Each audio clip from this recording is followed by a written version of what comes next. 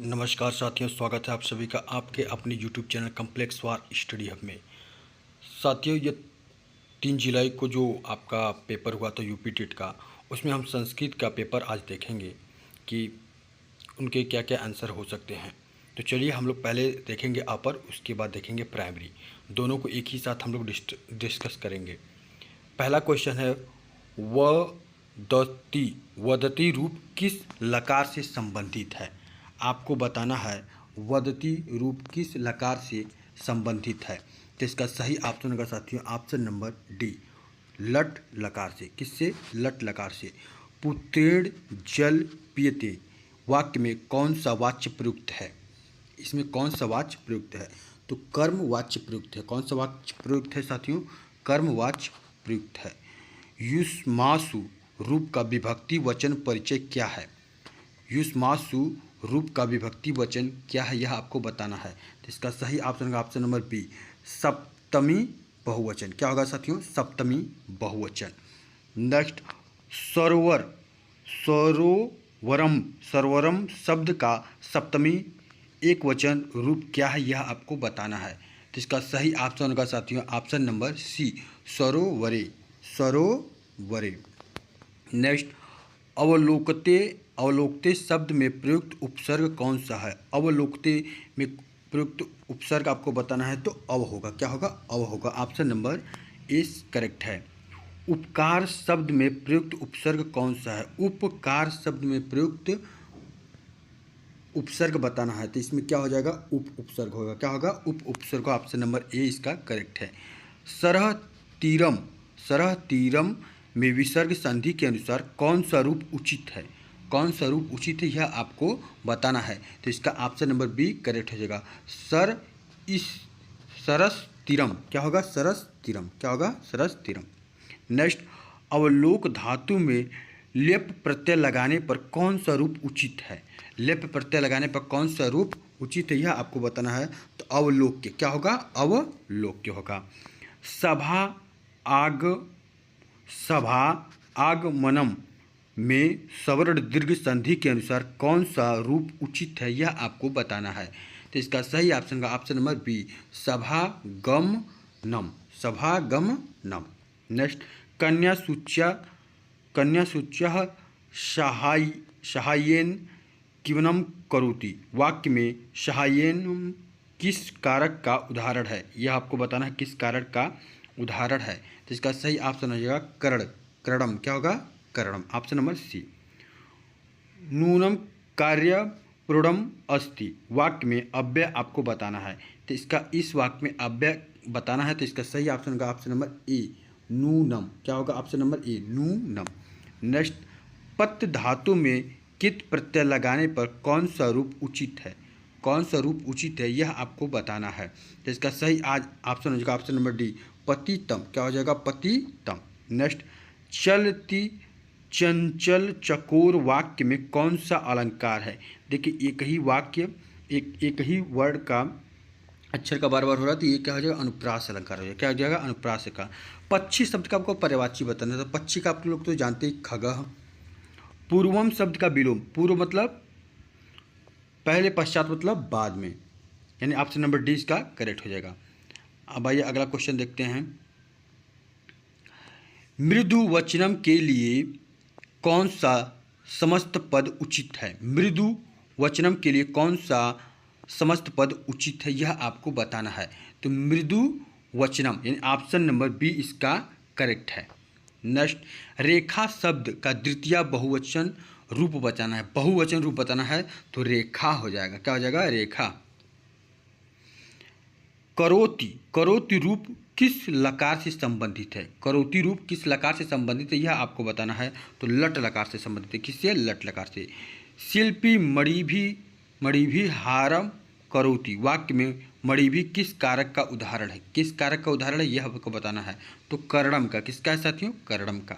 Next, तत्र गुरु उपदिशति धर्मम वाक्य में अव्यय आपको बताना है।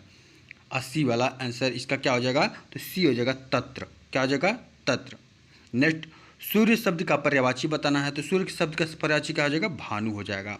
आरंभ शब्द का विलोम बताना है, तो आरंभ शब्द का आपको विलोम बताना है, प्रारंभ करना यानी समाप्त करना। ऑप्शन नंबर बी हो जाएगा। शुभ्राणि वस्त्राणि पद में विशेषण बताना है, तो विशेषण क्या हो गया, शुभ्राणि हो जाएगा। ऑप्शन नंबर बी करेक्ट हो जाएगा।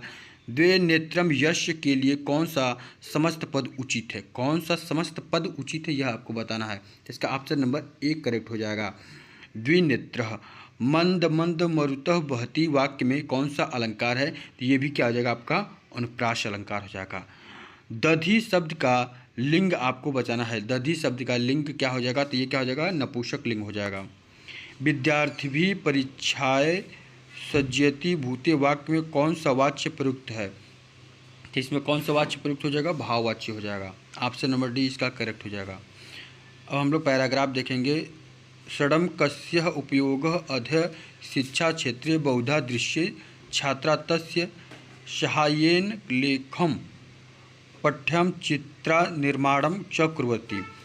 आपका क्वेश्चन है षडम कस्य उपयोग कुत्र दृश्यते, तो इसका सही ऑप्शन होगा क्या, शिक्षा क्षेत्रे, क्या हो जाएगा शिक्षा क्षेत्रे।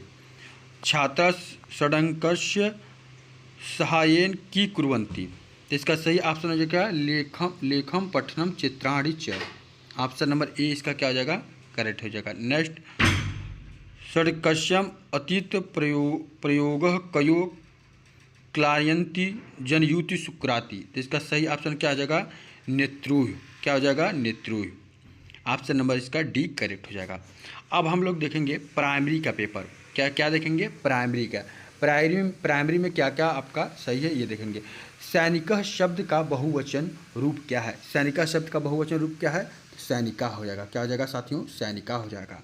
गुरु शिष्य बोध्यति किस वाच्य का उदाहरण है, तो कर्तृवाच्य का, कर्तृवाच्य का उदाहरण है, किसका साथियों कर्तृवाच्य का, किसका उदाहरण है कर्तृवाच्य का उदाहरण है।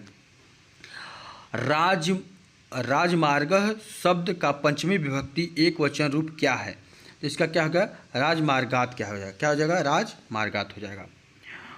वनम शब्द का पंचमी विभक्ति एक वचन रूप बताना है, तो इसका क्या हो जाएगा वनाथ हो जाएगा, क्या हो जाएगा साथियों वनाथ हो जाएगा। धाव तुमुन से बनने वाला रूप कौन सा है, क्या है धाव तुमुन से बनने वाला रूप आपको बताना है कि इसका रूप कौन सा होगा, यह आपको बताना है। तो इसका क्या हो जाएगा धावी तुनम, क्या हो जाएगा साथियों धावी तुनम हो जाएगा, क्या हो जाएगा धावी तुनम हो जाएगा। नेक्स्ट, निम्नलिखित में अव्ययी भाव समास का उदाहरण है, आपको इसमें बताना है अव्ययी भाव समास का उदाहरण इसमें कौन सा है, तो अव्ययी भाव समास का उदाहरण हो जाएगा क्या हो जाएगा यथाशक्ति, क्या हो जाएगा साथियों यथाशक्ति, यथाशक्ति क्या हो जाएगा अव्ययी भाव समास का प्रमुख उदाहरण है। ऑप्शन नंबर एक इसका करेक्ट हो जाएगा। नेक्स्ट, दीर्घ पंथा का समस्त पद क्या होगा, दीर्घ पंथा का समस्त पद क्या होगा दीर्घ पंथा, क्या हो जाएगा दीर्घ पंथा, यानी ऑप्शन नंबर इसका सी क्या हो जाएगा करेक्ट हो जाएगा। अब नेक्स्ट देखते हैं, तत् प्लस जनः का संधि विच्छेद रूप चुनिए, तो इसका क्या हो जाएगा तज्जनः, क्या हो जाएगा तज्जनः, यानी ऑप्शन नंबर इसका एक क्या हो जाएगा हमारा करेक्ट हो जाएगा। नेक्स्ट, नगरम शब्द का पर्यायवाची बताना है, नगरम शब्द का पर्यायवाची हो जाएगा पूर्वम, क्या हो जाएगा साथियों पूर्वम हो जाएगा, क्या हो जाएगा पूर्वम। त्रिधातु का लिट लकार प्रथम पुरुष एक वचन रूप कौन सा होगा, तो करिष्यति हो जाएगा, क्या हो जाएगा साथियों करिष्यति। ऑप्शन नंबर ए इसका करेक्ट है। नेक्स्ट, दुग्धम पिबंती वाक्य में क्रियापद कौन सा है, पिबंती वाक्य में क्रियापद कौन सा है पिबंती है, क्या है साथियों पिबंती है। अहम शब्द का बहुवचन प्रथमा रूप कौन सा होगा, अहम शब्द का बहुवचन प्रथमा पुरुष कौन सा होगा यह बताना है, तो इसका क्या हो जाएगा वयम हो जाएगा, क्या हो जाएगा साथियों वयम हो जाएगा, क्या हो जाएगा वयम। नेक्स्ट, महेश शब्द का महेशः का उचित संधि विच्छेद कौन सा है, तो महाधन ईश का हो जाएगा महेश, महाधन ईश का हो जाएगा महेश। यंत्राकाराभ्याम यंत्रे रच्यते वाक्य में कौन सा वाच्य प्रयुक्त है यह आपको बताना है, तो यहाँ पे हमारा कर्मवाच्य प्रयुक्त है, कौन सा वाक्य प्रयुक्त है साथियों कर्मवाच्य प्रयुक्त है। नेक्स्ट, अब आगे आपका पैराग्राफ में कह रहा है छात्रा पुस्तकालय कानि पठन्ति, तो छात्रा पुस्तकालय कानि पठन्ति, तो पुस्तकानि पठन्ति, क्या पठन्ति पुस्तकानि पठन्ति, यानी ऑप्शन नंबर सी इसका क्या हो जाएगा साथियों करेक्ट हो जाएगा। पुस्तकालय की पालनम आवश्यकम, पुस्तकालय की पालनम आवश्यकम आपको यह बताना है। इसका क्या हो जाएगा? मौनम। क्या हो जाएगा? मौनम पालने। क्या? मौनम पालने, यानी आप पुस्तकालय में जाइए तो मौन शांति से पढ़िए। पुस्तकालय कस्य भंडार अस्ति। पुस्तकालय किसका भंडार है साथियों? तो ज्ञान का भंडार है। किसका भंडार है? ज्ञान का भंडार है। युष्मद शब्द का चतुर्थी एक वचन वैकल्पिक रूप कौन सा है? तो क्या है इसका? ऑप्शन नंबर डी हो जाएगा। क्या हो जाएगा? डी होगा। तुभ्यम ते। नेक्स्ट फलम। फलकम शब्द का लिंग क्या है? फलकम शब्द का लिंग आपको बताना है क्या आएगा? तो नपुंसक लिंग हो जाएगा। निम्न में कौन सा ऊष्म वर्ण है? ऊष्म वर्ण श आपका ये हो जाएगा। ब इसका ऑप्शन नंबर करेक्ट हो जाएगा। मुख और नासिका दोनों से उच्चारित होने वाले स्वर को क्या कहते हैं? तो अनुनासिका स्वरः कहते हैं। क्या कहते हैं? अनुनासिका स्वरः कहते हैं। हरियः प्लस एवं का संधि विच्छेद क्या हो जाएगा? हरिवे हो जाएगा। क्या हो जाएगा साथियों? हरिरेव हो जाएगा। हरिरेव ऑप्शन नंबर इसका बी करेक्ट है। नेक्स्ट हम लोग देखेंगे अगला, प्रगच्छति में उपसर्ग कौन सा है? प्रगच्छति में कौन सा उपसर्ग है? प्रोपसर्ग है। कौन सा उपसर्ग है? प्रोपसर्ग है। कृषकः अन्नम खादन्ति। कृषका अन्नम खादन्ति क्या? कर्म कारक है। क्या साथियों? कर्म कारकम है। क्या है? कर्म कारकम है। शिक्षिका छात्राभ्यम निर्देश यच्छति में संप्रदान कारक है। क्या? कौन सा कारक है? संप्रदानम कारक है। कौन सा कारक है? संप्रदानम। क्री धातु से कियत प्रत्यायंत रूप कौन सा है? तो क्रीत है। क्या है? क्रीत है। क्या है साथियों? क्रीत है। अध्यापकः कक्षातः आगच्छति वाक्य में कक्षातः शब्द किस विभक्ति का रूप है? तो पंचमी विभक्ति का रूप है। कौन सी विभक्ति का रूप है साथियों? पंचमी विभक्ति का। देवी शब्द का कौन सा लिंग है साथियों? तो स्त्रीलिंग है। कौन सा लिंग है? स्त्रीलिंग है साथियों। गायक शब्द का प्रथमा विभक्ति एक वचन रूप है। क्या है? गायक। क्या है साथियों? गायक। प्रलिखति शब्द में कौन सा उपसर्ग है साथियों? तो प्र उपसर्ग है। तो ये था 3 जुलाई को जो आपका पेपर हुआ था यूपी टेट का, अपर और प्राइमरी का, दोनों का क्या है ये आपका आंसर की है। तो चलिए साथियों, आप सभी को राधे राधे, जय श्री कृष्ण।